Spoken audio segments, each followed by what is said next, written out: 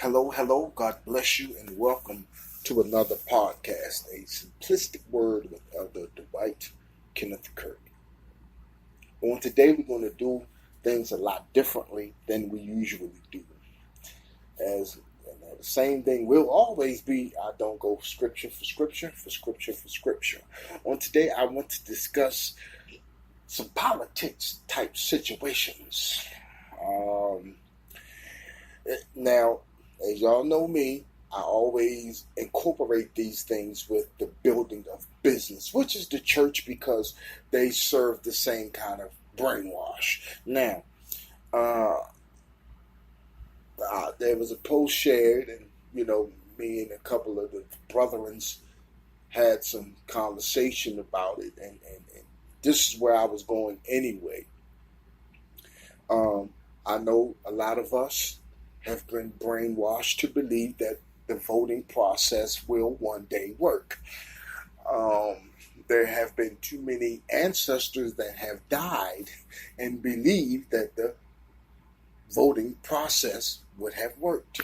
I was looking at the CNN special 1968, and I told my wife, I said, boy, this looks similar. They showed a part on there where Richard Nixon was acting like that when he was trying to become president, that he was covering, all the situations, and it made the Americans, because he's just 2 years before my time, and it made it seem like he was the president, he was the man to be, but it was all like reality TV. It was staged. He was not taking care of anything. He wasn't truly answering any questions. He did like the president before him, and just like the one we have now. They lied. He lied. The situation and the problem that we're having, everyone, is we're not depending on ourselves. We depend on a government that's not going to do anything for you but take from you, and what you're giving, you think that you're going to get something back. Now, this is where I come at the church wrong. But you're teaching me, when I put money in to your church to make sure your Cadillac's paid, I should get something back. What happens? Really, I don't get anything back from you but a couple of words. Please feel my disrespect. It's getting to the point. This is where I said, can we please be truthful? I am not scared of you dudes, man. I am not going to sit here and keep letting, this brainwash mess keep running my life. How is it that Jesus set me free, but I'm still in bondage? And I'm talking about my money. I'm talking about like how I feel. I mean, the worst that I say is funny. This Roseanne situation, so what, Ann? I don't care black or white, who defends what she said. Because guess what? We have been taught to be divided. I don't know if y'all are aware of this. That's why when somebody says something, for some reason, I don't care how vulgar or awful or distasteful it was, somebody's on their side. Somebody agrees with them. And we keep getting mad. Oh, I'm so angry. I'm not angry. I know that we are separate like this. So we need to stop thinking that every time something happens, we need to get together. We need to get together. We can't do that because we're separate. Well, Elder Kurt, since you know so much, how are we going to get together? Guess what? We're not. We're not. Not going to happen. Not going to happen. Because this is how I explained it to a friend of mine one time, and like I said, I'm going to be very disrespectful today. Please, send this to ABC. If we hear that Farrakhan, and for many years we said, okay, everybody of color needs their own land. We get our own land, and then we should be able to, you should leave us alone and let us take care of ourselves. So what I said to the homie, I said, well, bro, you got to think about it. Those that have money are going to want things their way. The ones that don't have money are going to be like, you know what? I'm going to go with whatever works. So guess what happens? Now we're confused again. Now we have these millions and millions of people say give them Canada. We have Canada now, but guess what happens? We can't get along. Why? because we've been taught to fight each other on every hand. Now, this is what I'm talking about. Now, check me out here. Now, the situation that really makes me vomit. You give a man's family $4 when they shot through his garage door because he was drunk. You award this man $4. Now remember, everybody, prophetically, I told you they are going to do this right in our faces. At the end of 2017, I said, and guess what? You're not going to do anything about it, because guess what? They didn't do nothing about it. They just walked out mad. That was it. Because there's nothing that they could do except, okay, give me my little $4 check. $1 for each child. $1 for funeral expenses. And you're telling me to believe in the political process? You're telling me to put my hand over a flag? I'm not in bondage. I'm free. I promise you. When my sister graduated and they said, please stand, I might have been the only person that was sitting in there sitting down. I said, bring the cops in today, because Dwight Kirk ain't standing up. Not going to do it. I'm not putting my hand on that. How are you telling me that, guess what, Dwight Kirk, and I'm going to be honest with you, you're going to lose, but you better give me my respect. It is meant for you to die and lose. So guess what? Get up and put your hands over your heart. Really? Honestly? Well, Elder Kirk, you don't understand. See, the people right now that are listening and trying to say, well, you're not looking at it the right way, guess what? You sold out. And I'm not talking about no Black Panther, Black Power type situation. I'm talking about, if you know that it's not going to work, why are you participating? Do you know how many of my Black brothers and sisters are getting ready in November to put Democrats back in? And guess what? You're going to get the same thing you got with Obama. Nothing. The dumbest thing that I see is, oh, Trump is breaking down everything that Obama built. I knew people that were still hungry. I knew people that were still out of work.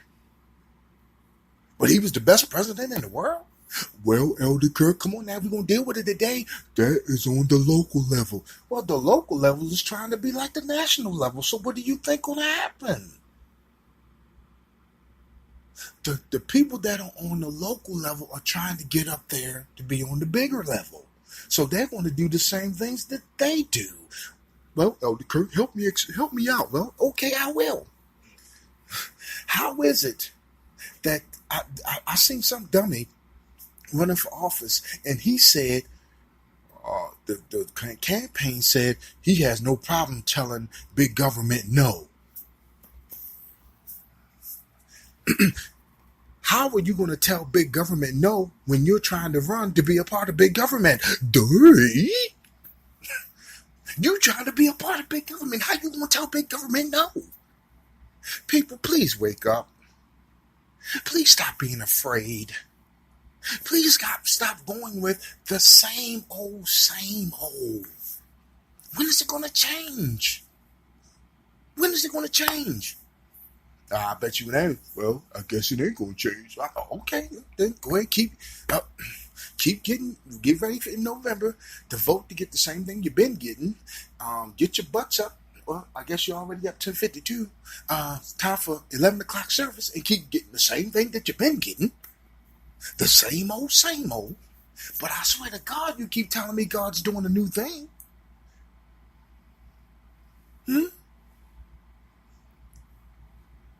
Elder Kirk, I think it's you complaining and you have a gripe.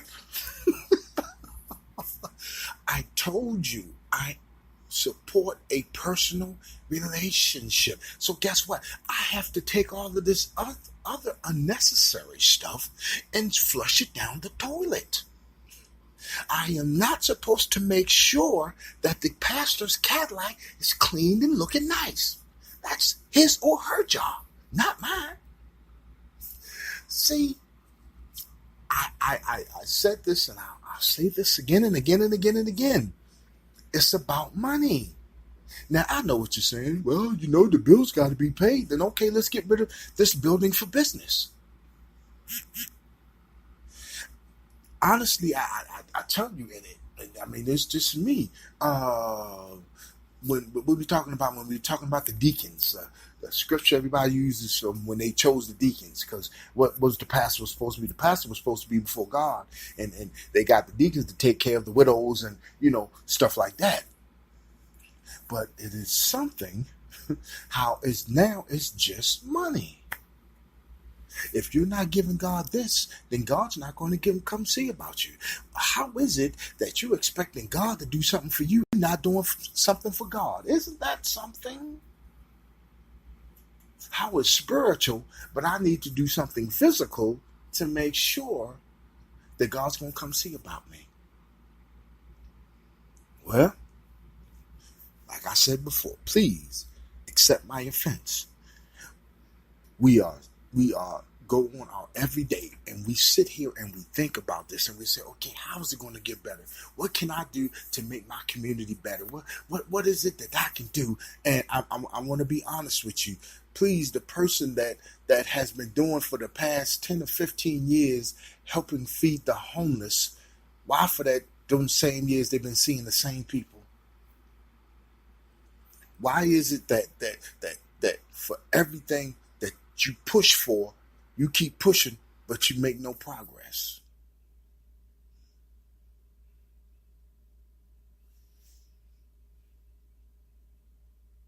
Everything we go for, everything that we fight for, we stand up and we well, now, I told you I'm not standing up holding no signs and doing all that stuff and standing in front.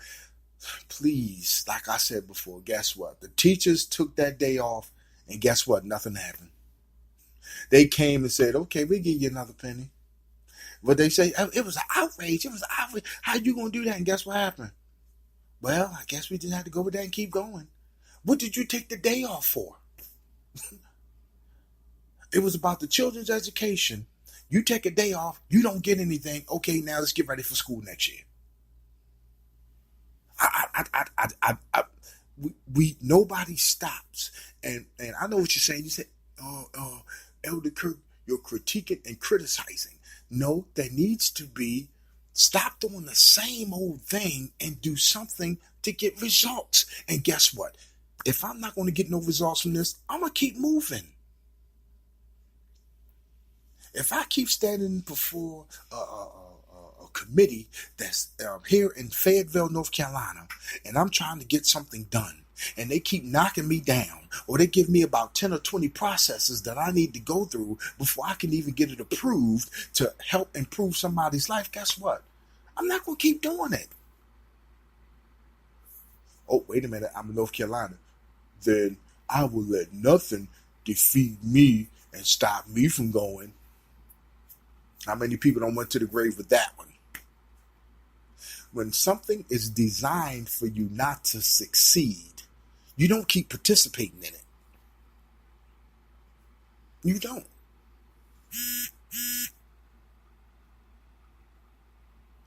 So, everyone on today, I want to thank you for joining me. This is Elder Kirk just bringing some things out that, we need to be thinking about. And as Elder Kirk always says, everybody, now y'all know me, I'm for a personal relationship. I do not push the building for profit, because that's what it's about. It's for profit. If I join your building, don't try to act like, sometimes I just don't get my words right, mama. You know what I'm talking about?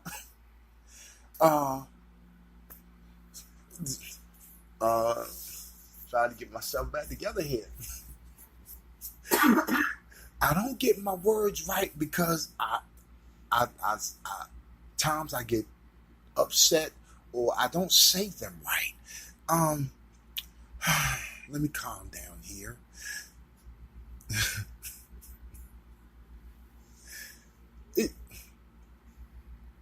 Stop. This is just me, okay? Stop telling me to give my money to God and just tell me to help you pay the rent. Stop telling me to give to God and just be like, okay, the water bill's due, this such and such due, this is what we need to do to keep this building open. Be truthful.